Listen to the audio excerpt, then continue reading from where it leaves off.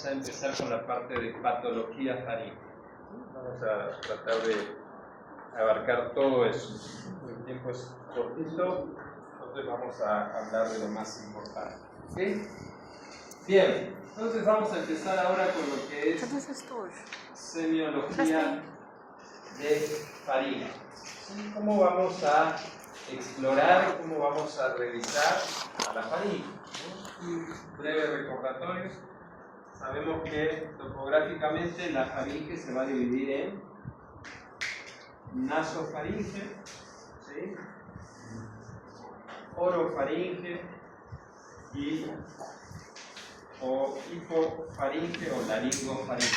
Estas son las tres partes en las que se divide el cilindro que es la faringe. ¿Cómo vamos a explorar cada una de estas partes?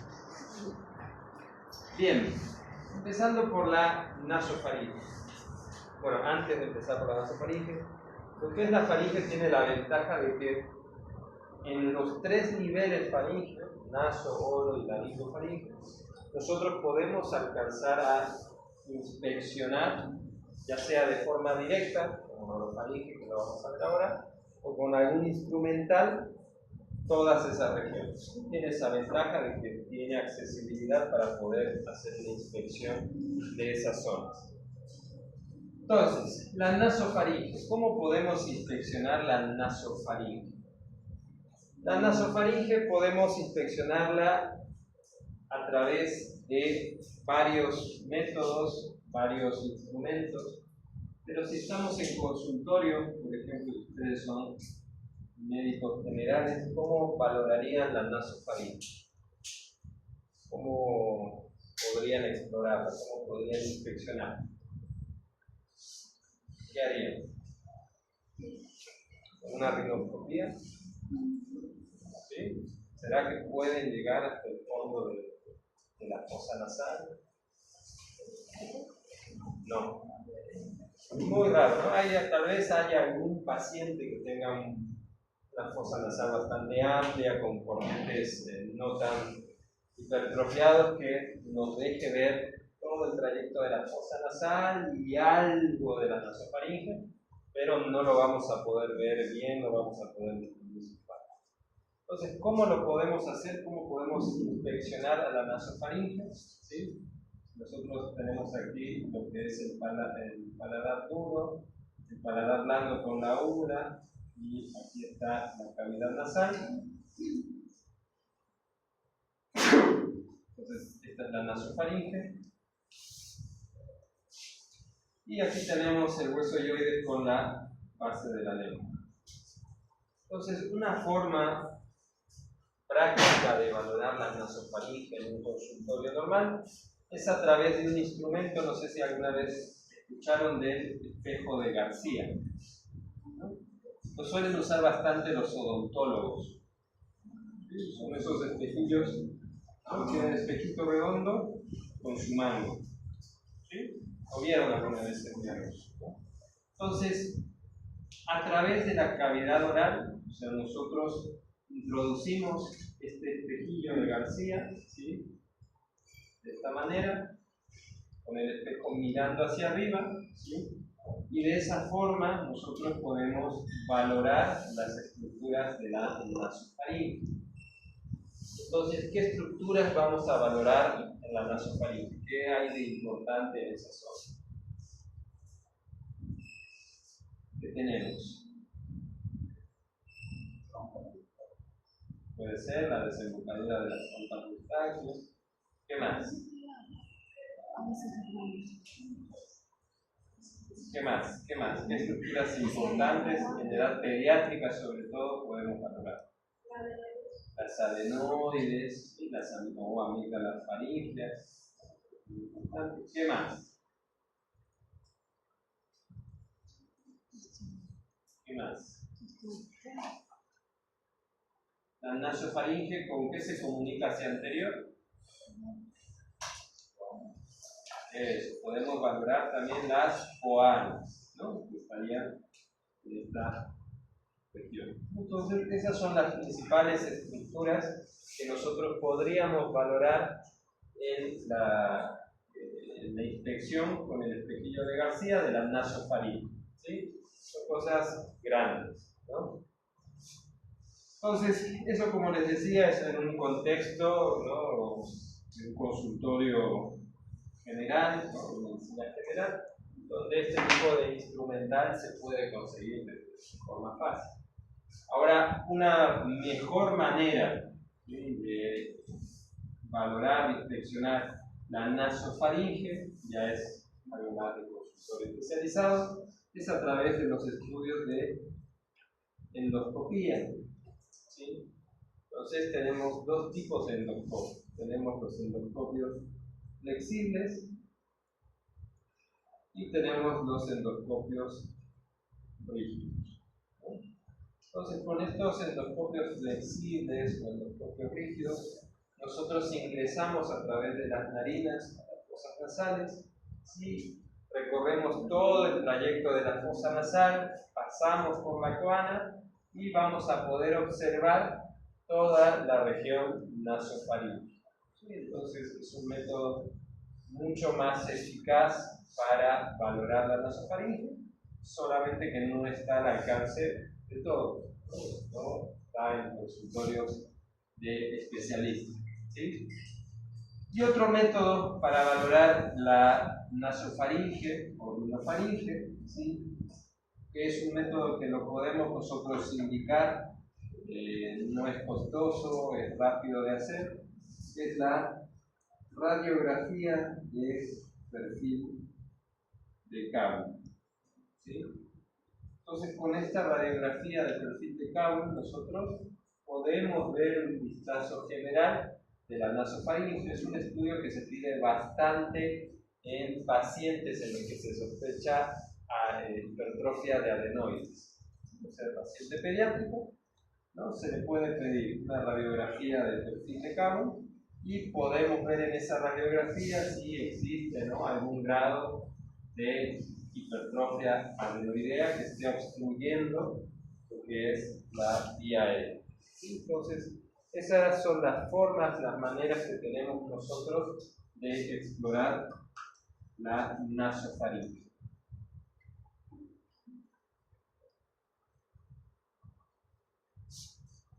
Bien.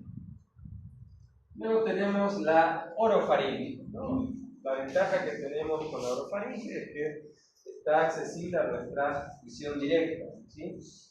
Como lo revisamos a través de la cavidad oral, ¿no? Entonces, vamos a revisar lo que es la cavidad oral, ¿sí? Esto lo sabemos hacer todos, seguramente alguna vez lo hicimos. Con un bajalenguas o depresor lingual, ¿sí?, le pedimos al paciente que abra la cavidad oral y nosotros vamos a poder valorar lo que es el istmo de las fauces. Pero no tenemos que irnos directo a esa parte posterior. Antes hay que valorar todas las estructuras que hay alrededor de ese istmo de las fauces, ¿no? Entonces, ahí tenemos lo que es la mucosa yugal, ¿sí? Tenemos lo que son las arcadas dentarias, ¿sí? Tenemos lo que es el paladar, tanto paladar duro como paladar blando, y tenemos lo que es también la lengua, ¿no? Entonces nosotros debemos observar, debemos inspeccionar todas esas estructuras antes de irnos directamente a lo que es la orofaringe en sí, ¿no?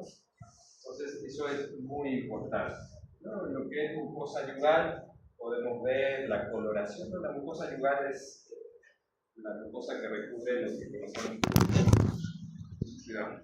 como cachetes, ¿no?, la parte interna, ¿sí? No sé, algún tipo de lesión, cambios de coloración, etc., ¿no? Las arcadas dentarias, ¿no?, tenemos que ver las encías, ¿no?, la mucosa de las encías, el estado de las piezas dentales, el paladar, ¿sí?, lo que es el paladar duro, especialmente. Tenemos que ver la forma que tiene, si tiene un tamaño normal, si es un paladar en ojiva, que son esos paladares que parecen una cúpula. tenemos que ver lo que es la lengua, ¿sí? El tamaño de la lengua, si el paciente tiene macroglosia, o si tiene algún tipo de lesión o marca dentaria. ¿Sí? Todas esas cosas se pueden valorar en lo que es la cavidad oral, ¿sí? Y luego de valorar todo esto, nosotros vamos a pasar a lo que es el istmo de las fauces. El istmo de las fauces está formado por, si recordamos un poquito la clase de anatomía, ¿qué es lo que forma el istmo de las fauces? Pilar anterior, velo del paladar, campanilla y la base de la lengua, ¿no? O el dorso de la lengua. ¿Sí? ¿Se acuerdan del istmo de las fauces? ¿No? Entonces, nosotros, entre este pilar anterior y lo que es el pilar posterior, ¿qué estructura vamos a ver? ¿Cómo se va a llamar esta parte, esta región entre el pilar anterior y el pilar posterior? Es el lecho amigdalino. ¿Qué va a haber en el lecho amigdalino? Las amígdalas. El lecho amigdalino, las amígdalas palatinas. Entonces nosotros podemos valorar esas estructuras a nivel de la orofaringe, ¿no? Y la parte posterior o la cara posterior de la orofaringe, ¿sí? Entonces para eso nosotros le pedimos al paciente que abra la boca, ¿sí? Y estamos muy acostumbrados a veces a decir abra la boca y saque la lengua.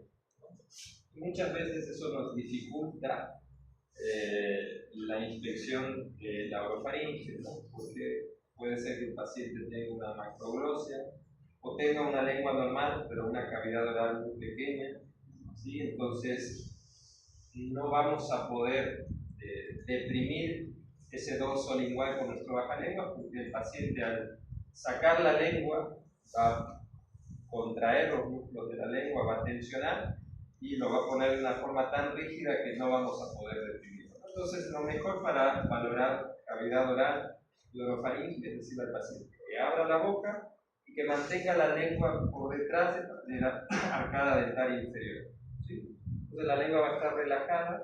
Nosotros con el depresor lingual, con el bajalengua, vamos a poder deprimirlo mucho más fácil. Es una forma mucho mejor para valorar la orofaringe, ¿sí?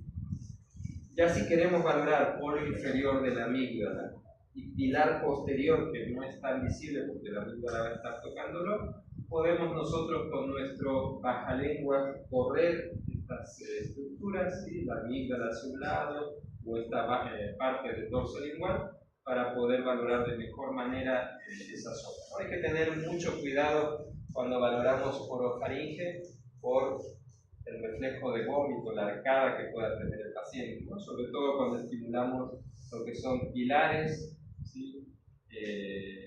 Pared posterior de orofaringe y velo del paladar, eso puede producirle arcadas al paciente, ¿no? Entonces, en ocasiones en pacientes que tienen un reflejo muy marcado, nosotros podemos ayudarnos con un anestésico local, la lidocaína en spray, para tratar de inhibir ese reflejo. ¿Sí? Eso es muy importante.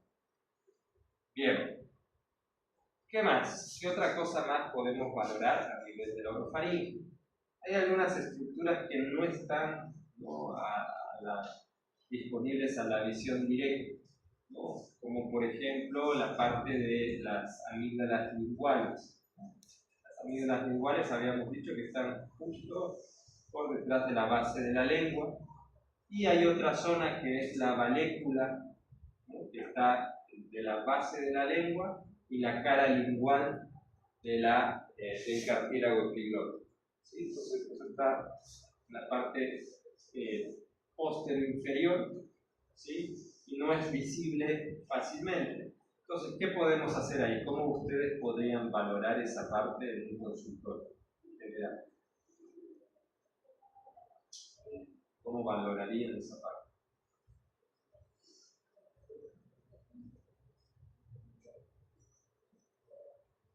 Otra vez. Tienen aquí el paladar duro, velo del paladar con la campanilla. Aquí tienen el hueso hioides, la lengua que se inserta en el hueso hioides, y aquí estaría el cartílago epiglótico. Entonces, esta zona, que recibe el nombre de surco glosoepiglótico o valécula, ¿sí? ¿Cómo la podrían valorar? Y aquí estaría lo que es las amígdalas linguales. ¿Cómo podrían valorar eso?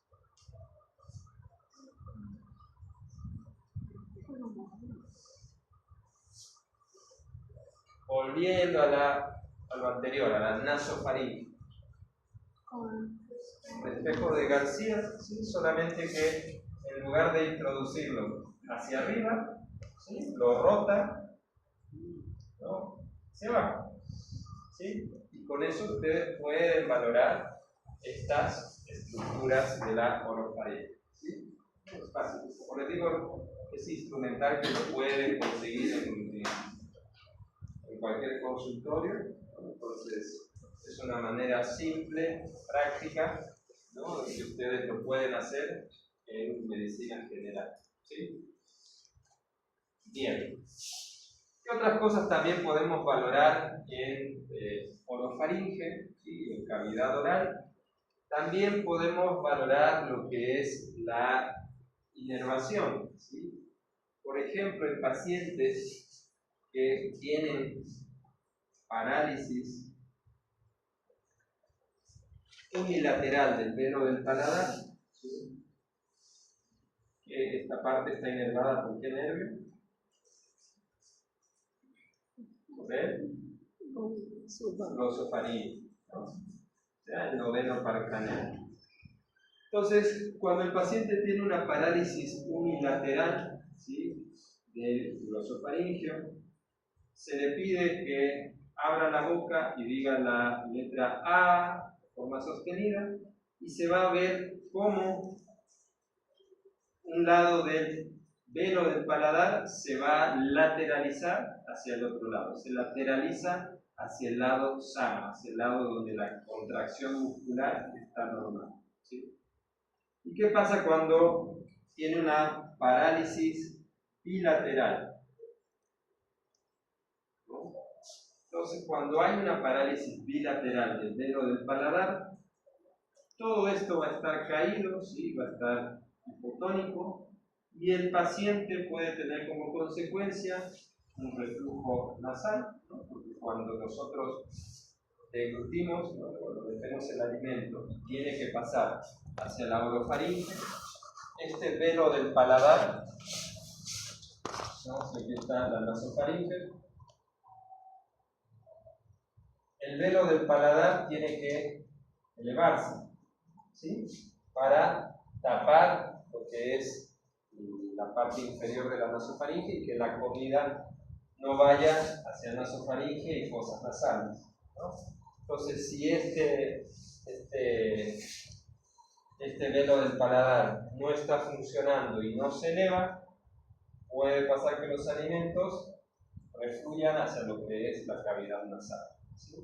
Y otra cosa que puede pasar tiene que ver con la función que tiene la nariz y la cavidad oral con el timbre de la voz, ¿no? Tiene una función fonatoria, ¿no? Donde dijimos que cuando esta cavidad nasal no se cierra de manera correcta, el paciente puede tener un cambio en el timbre de la voz que se llama rinolalia, ¿no? En este caso sería una rinolalia abierta, ¿no? Porque esto nos está cerrando. Entonces podemos también valorar esas cosas. Muy bien.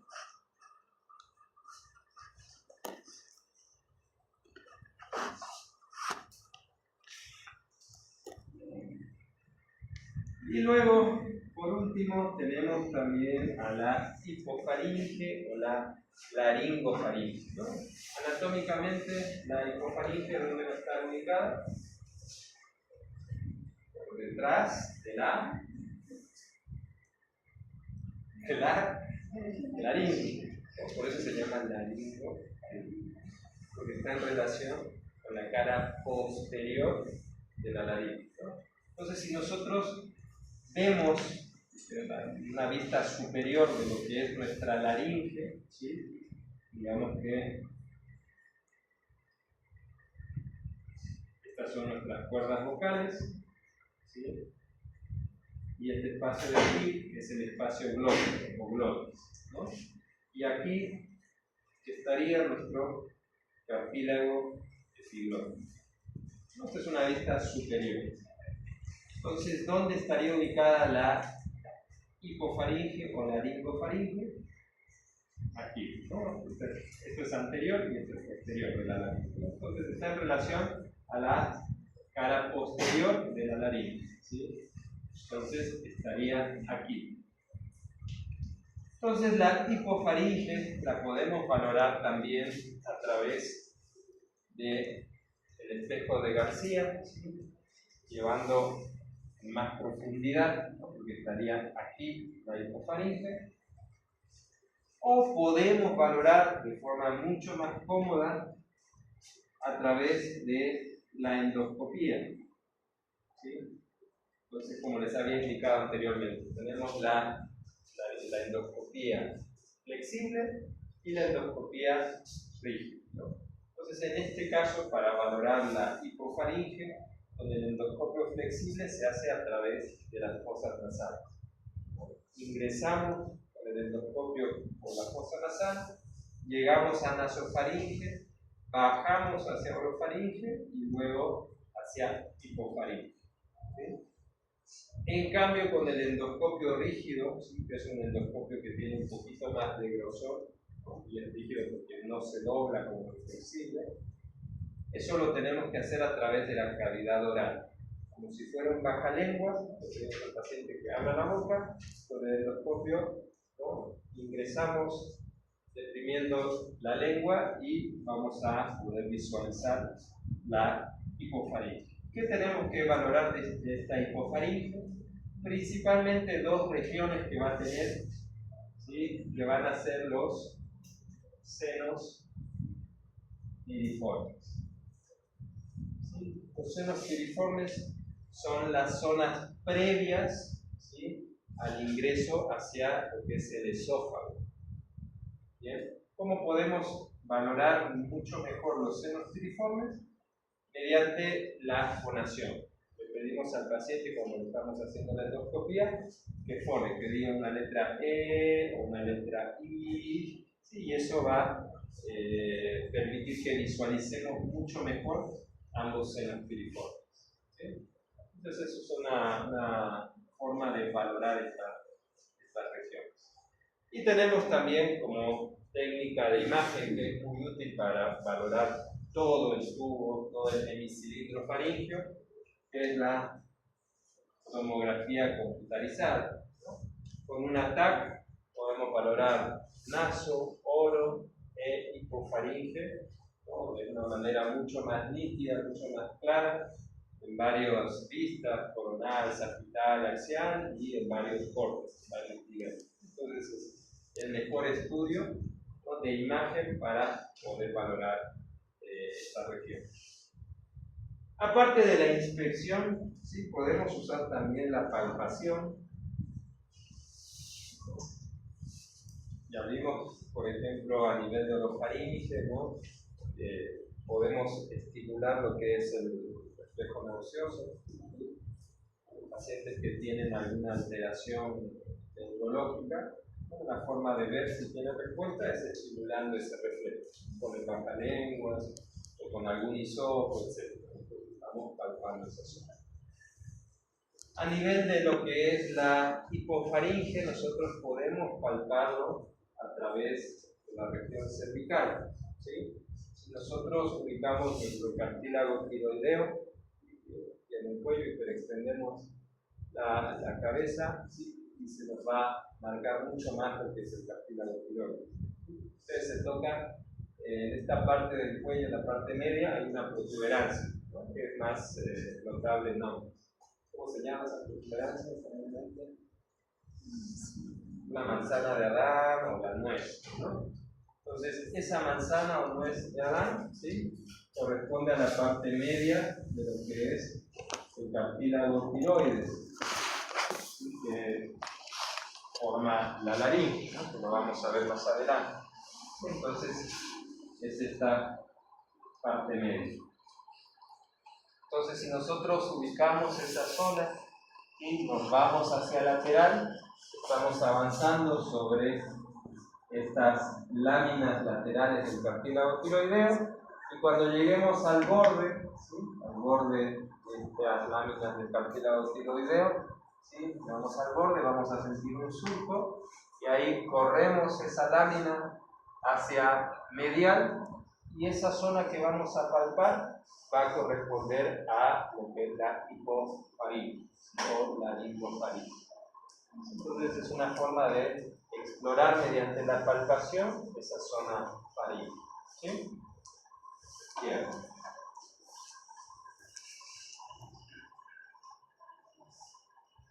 Bien, y con eso concluimos un breve repaso de lo que es la semiología de faringe.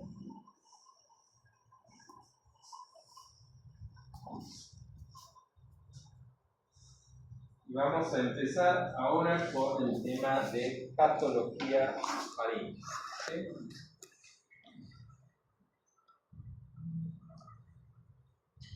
Bien, cuando hablamos de patología faríngea, en este caso vamos a hablar de patología inflamatoria faríngea. Patología inflamatoria. O sea, las famosas y conocidas faringitis o faringoamigdalitis. Todo el mundo tuvo, tiene y tendrá, ¿no? Durante toda su vida, ¿no? Las faringitis o faringoamigdalitis. Entonces, ¿cómo vamos a dividir estas faringitis o faringoamigdalitis? Las vamos a dividir en dos tipos, que son las faringoamigdalitis agudas y las faringoamigdalitis crónicas. Agudas cuando tienen menos de 12 semanas de evolución, crónicas cuando tienen más de 12 semanas de evolución. Hay algunos autores que indican agudas menor a 3 o 4 semanas, ¿sí? Subagudas de 3 o 4 semanas y menos de 12 semanas, o menos de 3 meses, y las crónicas mayores a 12 semanas o mayores a 3 meses. Aquí nosotros lo vamos a considerar como agudas menor a 12 semanas y crónicas mayor a 12 semanas. ¿Sí? Bien, las agudas a su vez se van a dividir en dos tipos, que van a ser las agudas superficiales y las agudas profundas. ¿Sí? A su vez, las agudas superficiales se van a dividir otra vez en dos tipos, que van a ser las primarias y las secundarias. ¿Por qué se van a llamar agudas superficiales? Porque van a afectar la mucosa y el corium faringoamigdalino superficial. ¿Sí?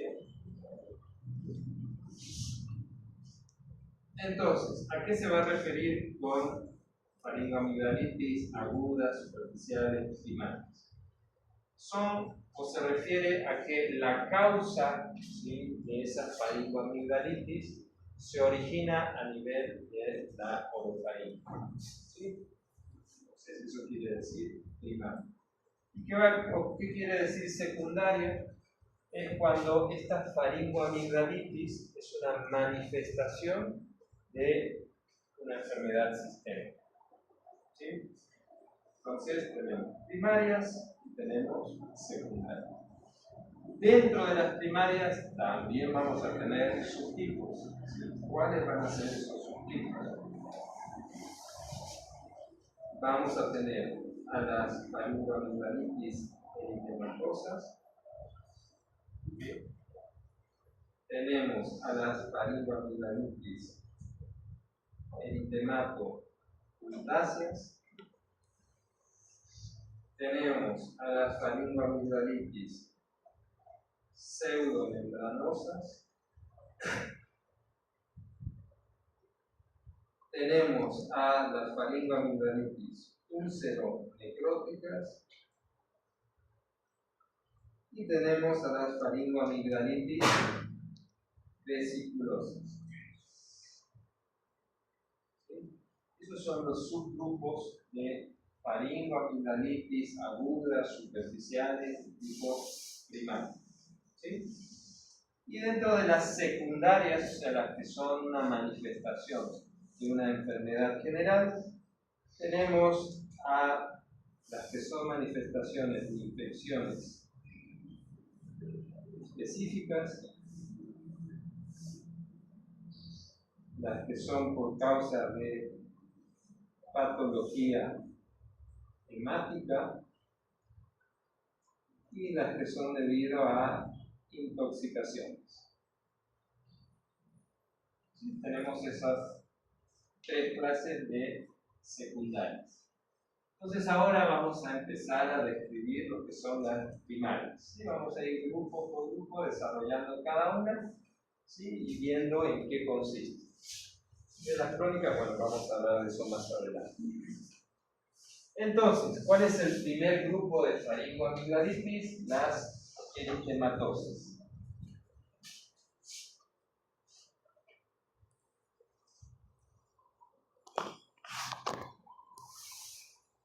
Las faringoamigdalitis eritematosas, ¿sí?, van a ser las de tipo estacional.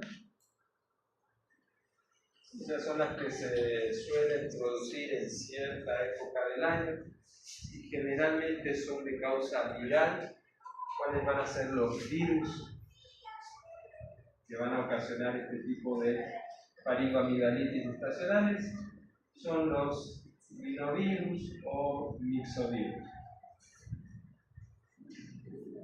Este tipo de faringoamigdalitis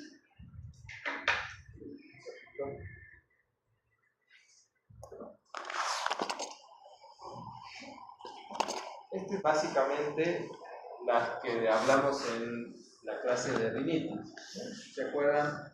Las rinitis infecciosas agudas de causa viral, ¿no? Estaban ocasionadas por estos agentes virales, ¿no? Entonces, prácticamente van a tener las mismas manifestaciones clínicas con las mismas etapas, ¿no? ¿Se acuerdan cuáles eran las etapas de estos tipos de rinitis? Tenía 4 etapas. Una etapa de incubación, que duraba 1 a 3 días. Tenía una etapa de pródromo, donde el paciente tenía manifestaciones generales como astenia, dolor muscular, todo ese tipo de cosas. Tenía la fase catarral, ¿no?, con congestión y rinorrea acuosa, y la fase mucoide, donde desaparece todo lo demás y queda el moco espeso y blanquecino, ¿no? Entonces, estas faringoamigdalitis van a tener todas esas manifestaciones clínicas, solamente que se va a sumar a eso lo que es la odinofagia, ¿sí? O sea, el dolor faríngeo. El paciente, aparte de todo eso que nombramos, va a tener dolor de garganta. ¿Por qué? Porque la infección se extendió a la mucosa de la orofaringe, ¿sí? Entonces, si nosotros a nuestro paciente le hacemos una exploración física con bajalenguas, vamos a ver que en lo que son las fauces, el istmo de las fauces de la orofaringe, toda la mucosa va a estar congestiva y eritematosa, ¿no? La mucosa amigdalina, los pilares, úvula, pelo del paladar, etc. ¿Sí? Entonces, esas van a ser las manifestaciones clínicas de este tipo de faringoamigdalitis. Luego vamos a tener también lo que son las faringoamigdalitis relacionadas con la gripe, ¿sí? Donde aquí vamos a tener ¿a qué virus? Al virus de la influenza, ¿sí? Entonces va a tener también un cuadro similar a lo que es las rinofaringitis estacionales, ¿sí? Con odinofagia, malestar general, fiebre, etc. ¿Sí? Van a ser muy parecidos en cuanto a manifestaciones clínicas. Luego tenemos la faringoamigdalitis por adenovirus. ¿Cuál va a ser la característica de la faringoamigdalitis por adenovirus? Que aparte de que el paciente va a tener todas esas manifestaciones clínicas que nombramos anteriormente, a eso se le va a sumar lo que es conjuntivitis. O sea, va a afectar la conjuntiva ocular, ¿sí? Entonces, el adenovirus es un agente viral que luego del periodo infeccioso puede permanecer latente en el tejido adenoideo. O sea, es algo que se da muy frecuentemente en pacientes pediátricos, ¿sí? Y por último tenemos la faringoamigdalitis eritematosa de causa bacteriana. ¿Cuál va a ser el principal agente patógeno bacteriano de este tipo de faringoamigdalitis? El estreptococo beta hemolítico del grupo A, ¿sí? Que es el estreptococo biógenes. Entonces, en estos pacientes no va a haber un cuadro, no van a haber manifestaciones clínicas nasales, ¿sí? No va a haber tanta congestión, gonorrea, etc. Sino que aquí va a haber principalmente odinodisfagia intensa que va a tener un inicio brusco, un inicio repentino, ¿sí? Esa va a ser la principal manifestación, y aparte a esto se le puede sumar lo que son adenopatías cervicales o submandibulares, ¿sí? Va a estar también acompañado de fiebre, malestar general, etc. Pero estas van a ser las dos principales manifestaciones. Entonces, si nosotros a este paciente con faringoamigdalitis bacteriana y eritematosa le hacemos una inspección con baja lengua en su orofaringe, vamos a ver eritema, congestión de todo el istmo de las fauces, que se va a extender también hacia lo que es el paladar blando, ¿no? Y podemos ver también algo típico de este tipo de infección bacteriana, lesiones tipo petequias, o sea, como puntitos rojos sobre lo que es el paladar, ¿no? Es algo muy característico de este tipo de infección, ¿no? Y a diferencia también de los otros tipos de faringoamigdalitis que se van a autolimitar y donde el tratamiento va a ser un tratamiento sintomático, ¿no? Aquí ya vamos a necesitar un tratamiento de tipo antibiótico, ¿no? Lo que nombramos siempre, medalina, betalactámicos, luego tenemos betalactámicos con inhibidores de betalactamasa, macrólidos en caso de alergia a los betalactámicos, etc. ¿Sí? Entonces, esa va a ser la principal diferencia. Entonces, ¿cuál va a ser el problema en este grupo de faringoamigdalitis eritematosas? Va a ser la distinción entre un cuadro viral y un cuadro bacteriano. ¿Sí? Entonces, como vamos a ver más adelante, el cuadro bacteriano puede tener sus complicaciones, ¿no? Entonces, es muy importante hacer un diagnóstico diferencial entre estas dos patologías, ¿sí? ¿Qué método diagnóstico nos va a ayudar a hacer esa diferencia? Principalmente lo que es el hisopado más cultivo, ¿no? Hisopado de Fauser más cultivo. Entonces, con las manifestaciones clínicas y apoyados en este método diagnóstico, nosotros vamos a poder determinar si se trata de una infección viral o se trata de una infección bacteriana. Si nos vamos a lo que son rangos de edades, ¿sí? Generalmente en pacientes menores de 3 años todavía no tiene un tejido amigdalino completamente desarrollado, donde puede estar este Streptococcus pyogenes. Generalmente los cuadros de faringoamigdalitis eritematosa son de tipo viral, virus. En pacientes ya mayores a 5 a 6 años, donde las amígdalas ya alcanzan su crecimiento, su máximo crecimiento, ahí sí ya empieza con más frecuencia las faringoamigdalitis de tipo bacteriano, ¿no? Entonces ya tenemos hacia qué lado inclinarnos en cada rango de edad. El problema más que todo está en ese intervalo que hay entre los 3 a los 5 años de edad, ¿no? Donde no es ni uno ni lo otro, ¿no? Entonces ahí es donde nos va a costar más hacer la distinción entre un cuadro viral y un cuadro de tipo bacteriano. ¿Sí? Bien.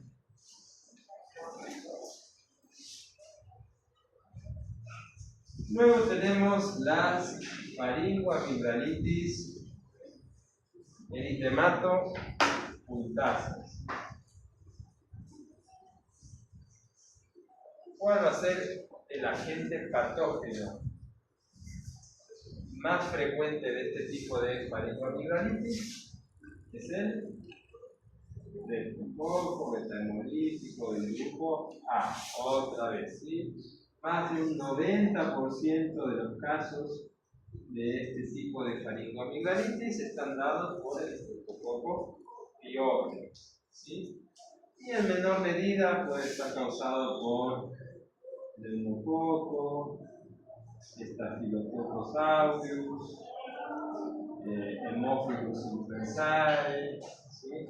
Pero eso es en menor cantidad. Bueno, la principal causa es el Streptococcus pyogenes. Y entonces, como habíamos dicho anteriormente, ¿qué manifestaciones clínicas va a tener el paciente con faringoamigdalitis bacteriana? Va a ser la odinodisfagia, ¿sí? Intensa de inicio súbito con adenopatías cervicales o submandibulares, ¿sí? Con toda la clínica también general, fiebre, mal estado, dolores corporales, etc. ¿Sí? Y aparte, ¿qué es lo que va a caracterizar a este tipo de faringoamigdalitis? ¿Sí? Que van a presentar en la superficie amigdalina un exudado purulento, ¿sí? Entonces aquí vamos a tener dos tipos. Si nosotros tenemos el lecho amigdalino, tenemos la amígdala y tenemos a este exudado purulento en forma de puntos, a esto se le denomina faringoamigdalitis puntácea. ¿Sí? Y hay ocasiones donde estos puntos confluyen, se unen, ¿sí? Y forman una sola placa, ¿sí? Blanquecina, y a esto se denomina faringoamigdalitis lacunar. ¿Sí? Faringoamigdalitis lacunar. Entonces vamos a poder ver esos dos tipos de presentación, la puntácea y la de tipo lacunar. Bien, entonces, ¿cómo vamos a hacer el diagnóstico de esta faringoamigdalitis? ¿Y por qué debemos hacer un diagnóstico preciso y rápido de esta faringoamigdalitis? ¿Por qué creen? ¿Para qué vamos a tratar? ¿Qué pasa si no lo tratamos? ¿Qué complicación? No tanto eso. Las faringoamigdalitis por Streptococcus pyogenes van a tener dos tipos de complicaciones. ¿Sí? Va a tener complicaciones de tipo local y complicaciones a distancia, o complicaciones sistémicas. Las complicaciones locales, ¿cuáles van a ser? Van a estar los flemones o abscesos periamigdalinos, que vamos a hablar en la siguiente clase. Los flemones o abscesos laterofaringeos, también que vamos a hablar en la siguiente clase.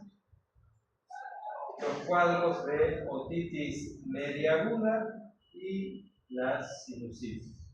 Esas son las complicaciones locales que puede tener la infección orofaringea por Streptococcus pyogenes. ¿Qué tipo de otitis media aguda va a producir? ¿Se acuerdan? ¿Cuál produce el Streptococcus pyogenes? La otitis media aguda necrosante, ¿no? La necrosante, ¿no? Esa que es mucho más agresiva que la sudativa, ¿no? que puede dejar secuela y que se puede convertir de una otitis media aguda a una otitis media crónica. ¿Sí? Entonces, ese es el peligro de las otitis medias agudas por Streptococcus pyogenes. ¿Sí? ¿Y cuáles son las complicaciones a distancia que puede tener? La septicemia, que actualmente no es muy común porque tenemos la disponibilidad de antibióticos de todo tipo, pero no sé si se acuerdan, hace un par de meses, ¿no? Hubo una alarma por faringoamigdalitis streptocócica, ¿no? Hubo varios casos de pacientes pediátricos, ¿no? Que tuvieron esta complicación de septicemia y un par fallecieron, no sé si recuerdan. El CEDE sacó la alarma y todo esto, hace un par de meses, o finales del año pasado, más o menos, ¿no? Entonces, hubo esos casos. ¿Qué más? ¿Qué otra cosa, qué otra complicación a distancia puede haber? Fiebre reumática y la glomerulonefritis. ¿Sí? Esas son las complicaciones a distancia que puede tener una infección por estreptococo beta-hemolítico del grupo A. ¿Sí? ¿Por qué pasa esto? ¿No? Lo que es fiebre reumática y glomerulonefritis. Porque cuando el paciente se infecta con este tipo de bacterias, se va a producir un proceso de sensibilización, ¿no? De su sistema inmunitario, que va a hacer que se produzcan anticuerpos contra el antígeno del estreptococo, ¿sí? Que en ocasiones pueden atacar, ¿no? A ciertas partes de nuestro organismo y producir un daño de ese tipo, ¿no? Es una autoagresión que se inflige en nuestro cuerpo con sus anticuerpos, ¿sí? Entonces, por esa razón es importante que nosotros tratemos este tipo de infecciones antes de que se pueda producir este tipo de complicaciones. Bien, entonces, ¿cómo vamos a hacer el diagnóstico de las faringoamigdalitis eritematopuntáceas? Lo vamos a hacer, como habíamos dicho anteriormente, a través de lo que es el hisopado faríngeo más el cultivo. A todo paciente con faringoamigdalitis, ¿le hacemos hisopado? ¿Sí? ¿No? Depende. Hay ciertas indicaciones que nosotros debemos tomar en cuenta para hisopar al paciente y mandar la muestra a cultivar. ¿Cuáles son esas indicaciones? Tenemos, por ejemplo, paciente que recibió un tratamiento adecuado, un tratamiento correcto, pero que a las 48, 72 horas no tiene mejoría, no tiene una buena respuesta. Entonces, el paciente hay que mandarlo a hisopar. Otra indicación, paciente que tenga alguna de estas complicaciones como fiebre reumática, problemas articulares o glomerulonefritis. Entonces, hay que mandarlo hisopado. Otra indicación, paciente inmunodeprimido. ¿Sí? Por ejemplo, un paciente con VIH que tenga su sistema inmune bajo, ¿no? Tiene un cuadro sospechoso de faringoamigdalitis estreptocócica, hay que mandarlo hisopado. Otra indicación también son los pacientes que tengan cuadros de faringoamigdalitis a repetición. ¿Sí? Y otra indicación también en comunidades, ¿sí?, donde se presenten cuadros frecuentes de faringoamigdalitis estreptocócica, ¿no? Y se busca pacientes portadores asintomáticos de estreptococo beta-hemolítico del grupo A. Entonces, todas esas son indicaciones que nosotros tenemos que tomar en cuenta en el momento, ¿sí?, de que se presente un paciente con estas manifestaciones clínicas. Mientras tanto, porque ustedes saben que un hisopado mascultivo no sale en 1 hora o 2 horas, sino que hay que esperar 24, 48, 72 horas. Entonces, hasta eso, nosotros podemos dar, ¿no?, un tratamiento empírico, ¿sí?, igual, ¿no?, beta-lactámicos más inhibidores de beta-lactamasa, ¿no?, todo lo que ya conocemos, hasta que salga el resultado del cultivo de nuestro hisopado, ¿sí? Entonces, ¿cuánto tiempo nosotros tenemos para tratar estas faringoamigdalitis eritematopuntáceas por el Streptococcus pyogenes antes de que aparezcan estas complicaciones, especialmente estas complicaciones a distancia? ¿Cuánto tiempo tenemos? Tenemos alrededor de 7 a 9 días, que es el tiempo, ¿no?, en el que nuestro organismo, con esos anticuerpos que va a generar, puede empezar a autodañarse.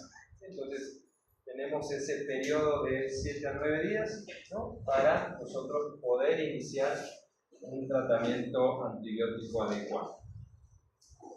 ¿Qué otros estudios, aparte del hisopado, podemos solicitar a nuestros pacientes? Un hemograma, ¿sí? El hemograma nos va a dar una leucocitosis con predominio de células polimorfonucleares, bacterianas, neutrófilos. ¿Qué otra prueba? Tenemos también lo que es la prueba del ASTO. ¿Escucharon alguna vez hablar de esa prueba? ¿Qué es el ASTO? Son los anticuerpos antiestreptomicinas, ¿no?, tipo O. ¿Sí? Esta prueba de ASTO no nos va a determinar, no nos va a decir que el paciente está en una fase aguda de la infección, no nos sirve para ver si en ese momento tiene una infección aguda del estreptococo, sino que nos dice si el paciente tuvo en algún momento, ¿no?, una faringoamigdalitis por estreptococo pyogenes, ¿no? Nos da un resultado de los últimos 4 meses. Entonces, nos sirven más o menos para relacionar, ¿no?, un paciente con faringoamigdalitis actual que tiene un ASTO positivo, ¿no?, entonces ya pudo haber tenido anteriormente faringoamigdalitis estreptocócica. Entonces, tenemos todas esas pruebas para nosotros poder llegar a un diagnóstico correcto de este tipo de faringoamigdalitis eritematopuntácea por estreptopiógenes, que puede ser peligrosa, ¿no? No es que el 100% de los pacientes que tengan infección por estreptopiógenes van a desarrollar tipo de complicación. No es un porcentaje bajo, pero existe el riesgo. Entonces hay que tomar siempre el recaudo y tratarlos dentro de ese periodo que tenemos de tiempo. ¿Sí? Bien. ¿Se queda en la clase? 40. Vamos a quedar ahí. ¿Sí? La siguiente clase vamos a continuar con las vascularitis primarias y vamos a continuar después con las